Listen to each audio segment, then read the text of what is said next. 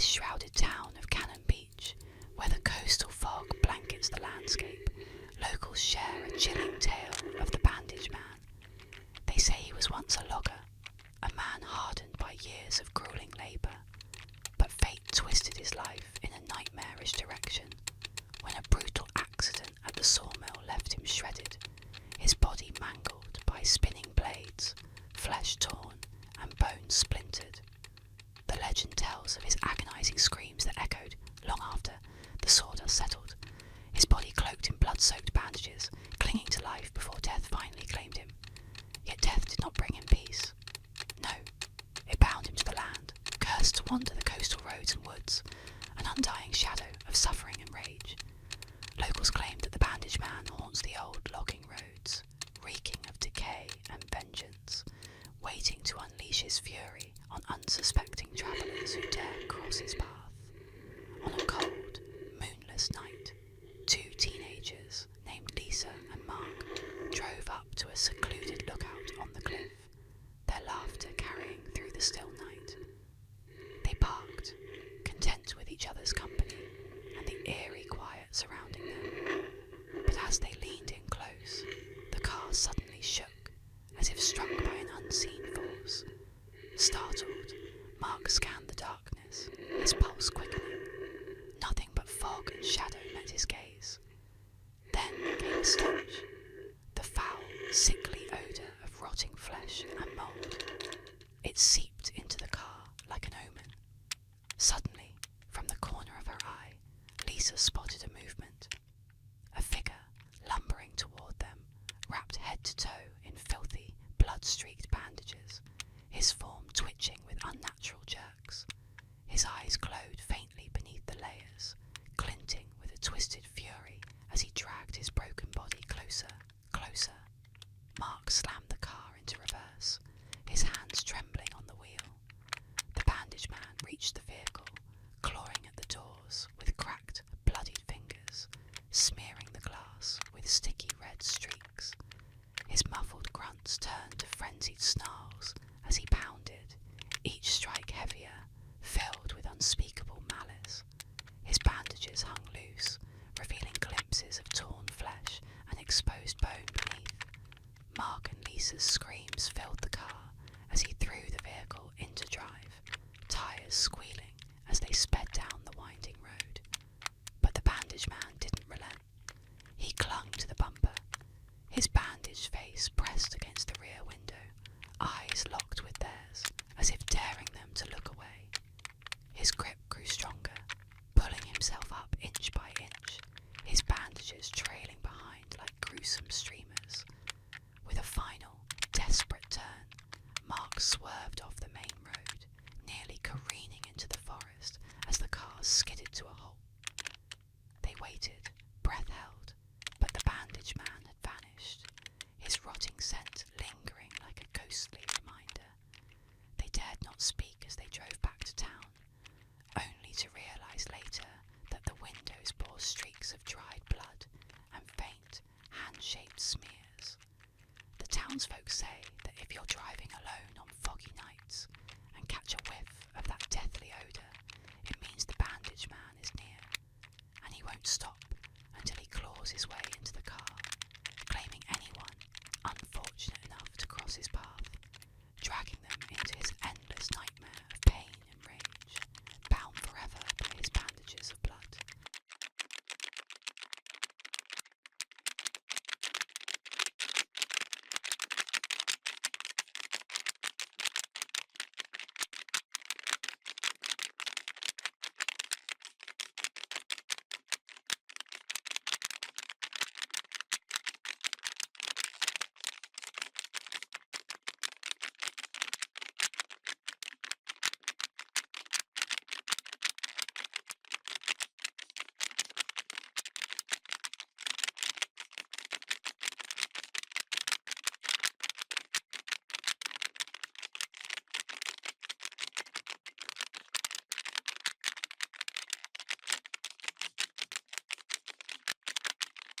They say it happened on a calm, clear afternoon. An unsuspecting scuba diver plunging into the depths of a peaceful lake, unaware of the nightmare lurking above.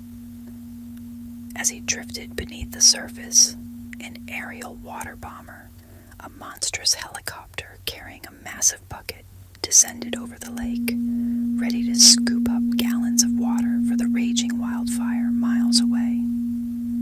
The diver never saw it coming. In a single moment, his tranquil underwater world turned into a chaotic torrent. The water bomber's bucket plunged down, capturing not only the lake's water, but also the diver, pulling him skyward with a force so brutal he was stripped of breath and bearings.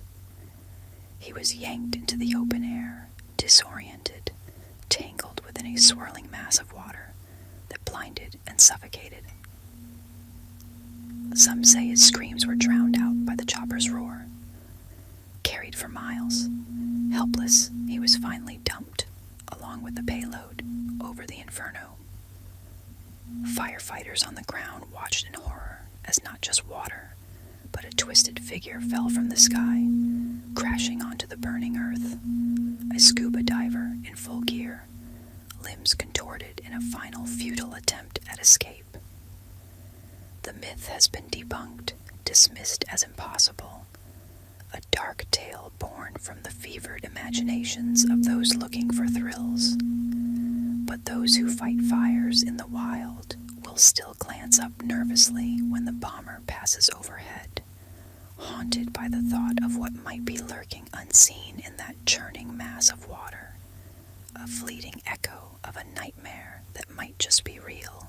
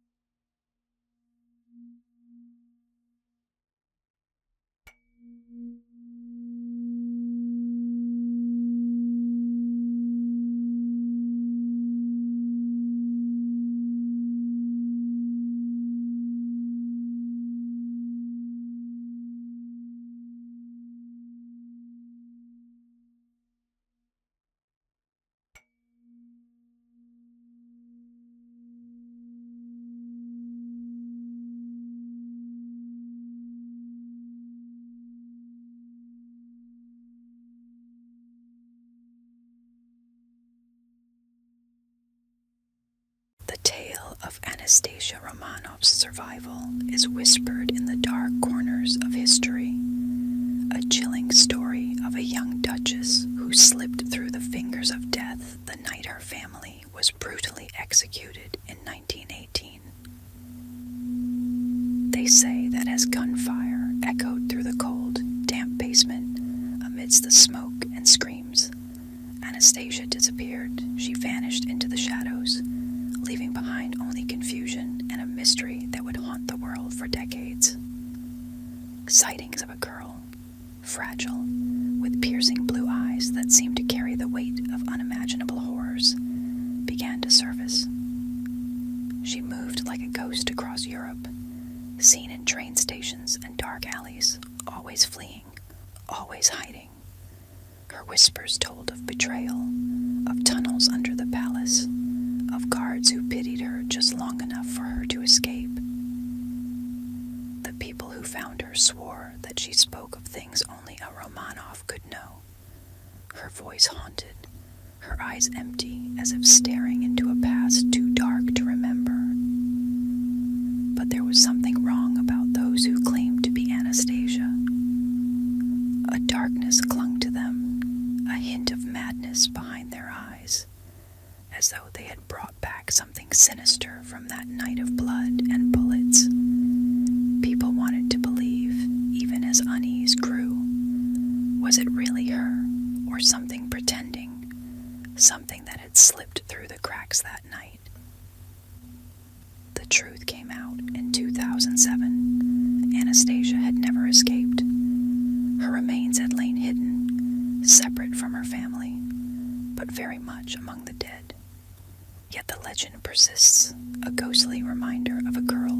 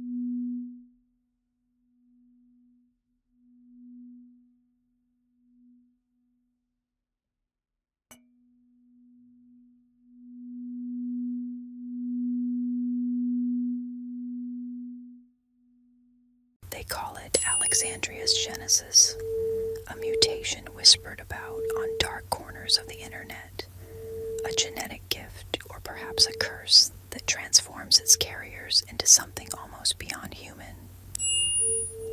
Those with this mutation are said to possess eyes of an unnatural shade, a deep, almost glowing violet that seems to pierce through your very soul.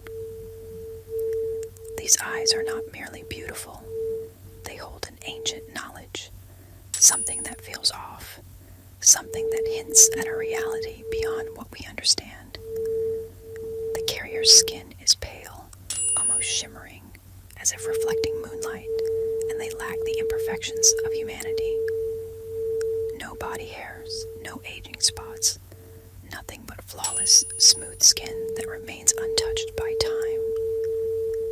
For women, there is no menstruation, but they remain fertile, a cruel and paradoxical defiance of the natural world. It's said that those who have seen them can't shake the feeling that there is something distinctly cold about their presence, a detachment from the world that makes them seem almost spectral. There are those who claim to have met someone with Alexandria's genesis. They describe encounters with people who seem ageless, their eyes too intense, their manner too calm, as if they were only pretending to be human. Rumors say they live for centuries, watching silently as the world changes around them, untouched by the march of time, their violet eyes betraying no hint of emotion. The real fear is in the unknown, what they want, why they hide, and how many there are. When you stare into their violet eyes, you might feel it, the unsettling sensation that you're not looking at a person, but at something else entirely, something that sees you as no more than a brief flicker in the eternity they have already seen and will continue to witness.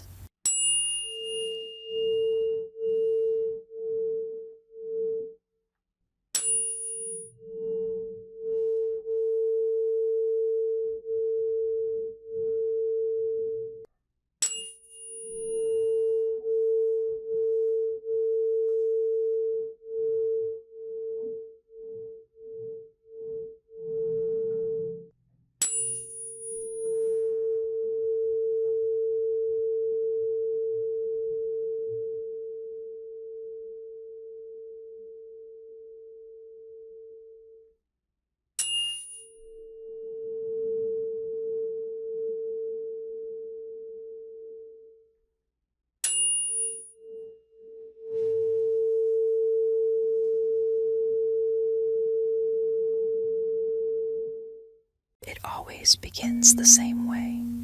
A driver, alone at night, hearing something strange beneath their car. A dull, grinding noise, a scraping that sends a shiver up their spine. The road is empty, the darkness endless, and the driver pulls over, heart thudding, convinced it must be something serious. They step out into the silence, the cold night air biting against their skin.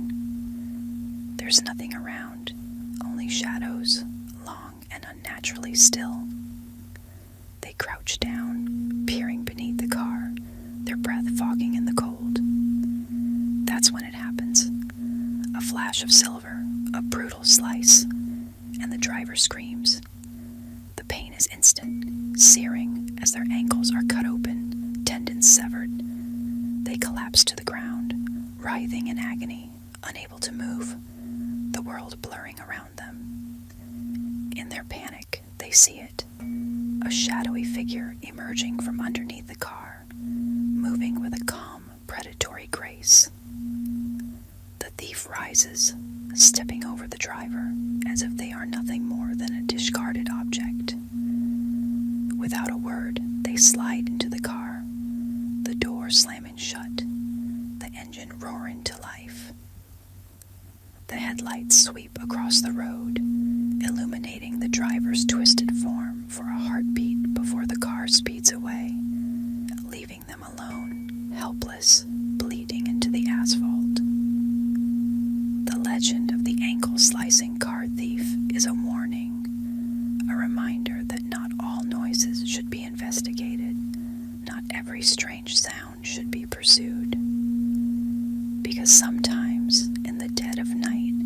what waits in the shadows.